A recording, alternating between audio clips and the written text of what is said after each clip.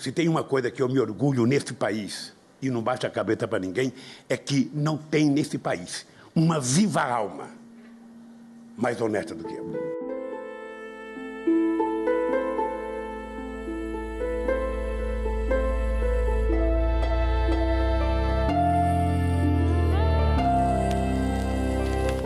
Nós vamos promover o desencarceramento de pessoas que cometem pequenos delitos, que é hoje o maior contingente de prisioneiros.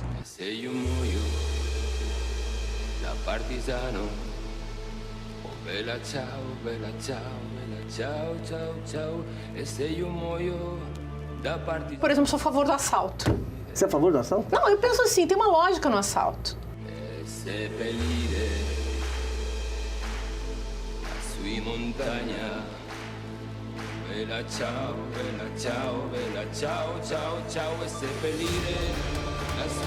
Eu já trabalhava a demonização da figura do, entre aspas, traficante, que eu chamo de comerciante varejista de drogas, né?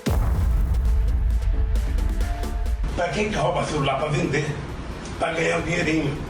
Depois vão pro bar tomar cerveja junto. Eu roubo, mas eu não peço propina em Furnas.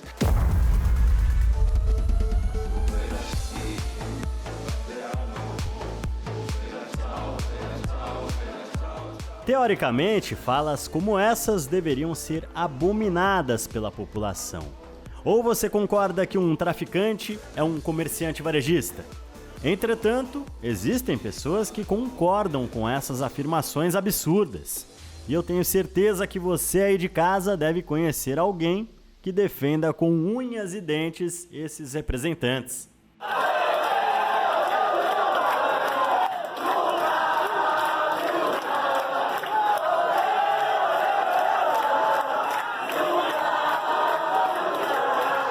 Eu não recebo dinheiro de corrupção. Aliás, falam que eu sou uma pessoa dura. Eu não sou uma pessoa dura, não. Eu sou honesta, é diferente. Mas essa questão não é de hoje. Podemos voltar na história e lembrar que ditadores como Adolf Hitler e Stalin eram reverenciados pelas populações soviéticas e alemãs voluntariamente. Entretanto, milhares de pessoas morreram por conta da guerra ou pela má administração. Na China, país comunista, por onde se anda se encontram estátuas e templos em admiração a Mao Tse-tung, fundador do Partido Comunista e responsável pela morte de milhares de chineses que morreram de fome por conta da guerra socialista. Na América Latina, Fidel Castro e Che Guevara são lembrados pela quebra do vínculo de Cuba com os Estados Unidos e a implantação do comunismo, mesmo que para isso o país tenha se tornado uma nação pobre e desatualizada. Até no Brasil é comum encontrarmos indivíduos que orgulhosamente estampam a figura de Che em camisas, adesivos, posts, entre outros. Aliás, o guerrilheiro no governo do presidente Jânio Quadros ganhou a maior honraria que um cidadão brasileiro poderia receber: a Ordem do Cruzeiro do Sul. Em 1961, o presidente do Brasil, Jânio Quadros, condecorou o guerrilheiro cubano Che Guevara com a Ordem do Cruzeiro do Sul, sem imaginar que 4 meses antes o Partido Comunista Brasileiro acertara com Fidel Castro o envio de jovens brasileiros para o treinamento de guerrilha em Cuba, com a finalidade de preparar quadros revolucionários que desencadeariam a luta armada no Brasil. É esse cara, o Che Guevara, que muitos de nossos jovens hoje estão sendo alimentados por essa teoria de que ele era o revolucionário e libertador, mas era um assassino de crianças, um assassino de homossexuais, e muito me admiram de alguns líderes hoje que se dizem revolucionários também, da esquerda, que tem seu quadro nos seus gabinetes. Mas será que idolatrar essas figuras controversas tem alguma explicação lógica? Qual é o perfil dessas pessoas? Cada vez mais, nós vemos na política, em grande número de países, uma polarização em que as pessoas vão se tornando mais fanáticas, mais extremistas nas suas posições. Frequentemente, aquilo que seria de esquerda, de direita, outras posições, é que esses eleitores, seja de direita ou de esquerda, quando eles se situam nos extremos, nos polos radicalizados, eles têm 4 características que chamam muita atenção. A primeira é o dogmatismo, então só existe a minha verdade. Tudo que está fora do meu dogma, né, está errado, e meu dogma, né, como já diz a palavra, ele é a verdade.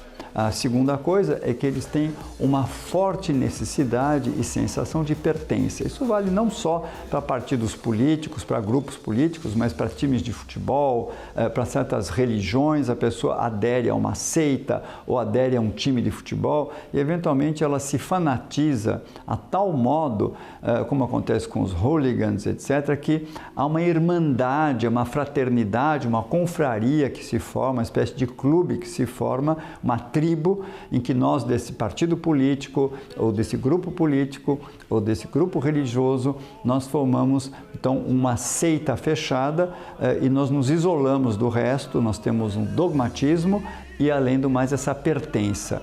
Uma terceira coisa ligada à pertença é, além do conforto de pertencer e ser acolhido por um grupo, é a algeriza ao diferente.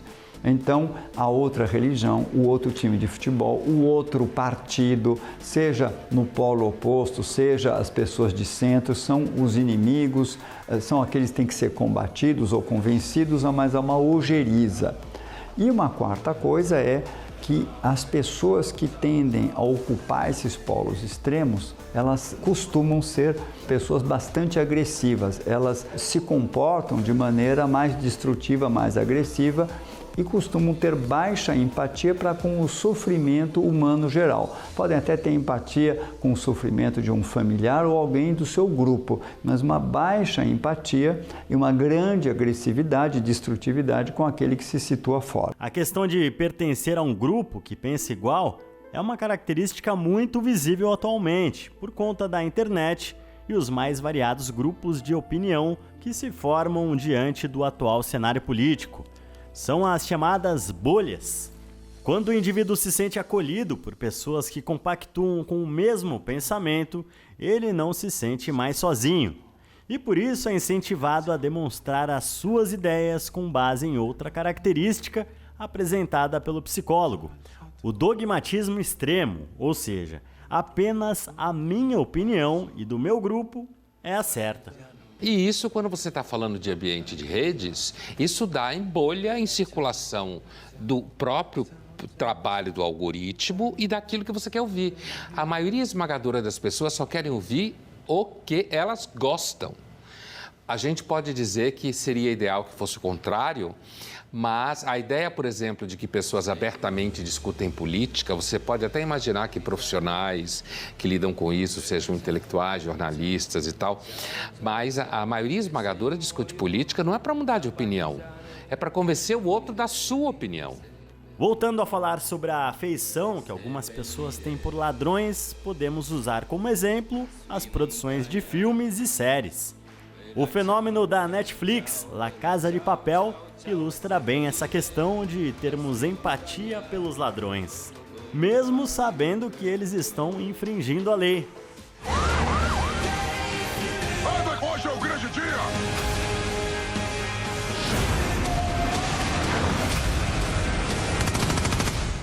O enredo da série nos envolve com os personagens, fazendo-nos acreditar que eles são pessoas como nós, que amam, que cuidam, que trabalham, que pensam, que agem como uma família, mesmo que sejam criminosos. É pecado torcer pro lado mal num filme, como por exemplo os bandidos lá na Casa de Papel? Diz assim Romanos 12, 21, não se deixem vencer pelo mal, mas vençam o mal com o bem. Uma coisa que nós precisamos de entender é que nunca nós podemos ficar do lado do mal. Nunca. Nunca.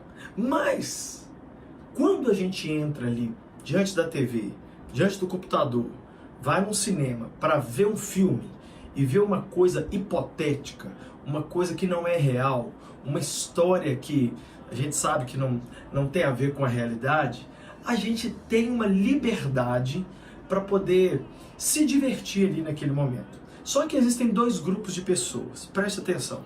Tem pessoas que conseguem separar a realidade da mentira.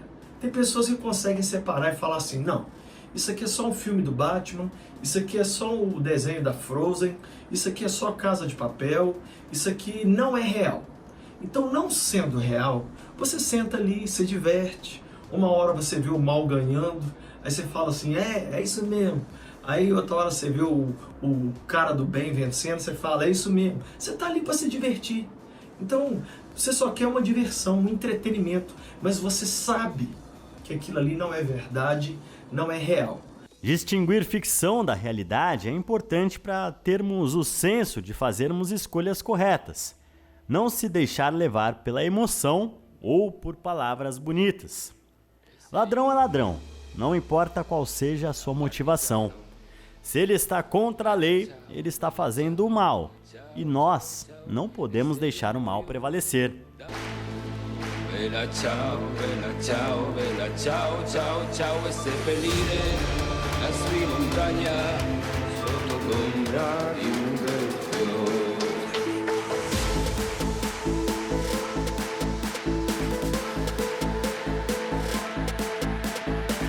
Idolatrar bandidos e ladrões é apologia ou ignorância?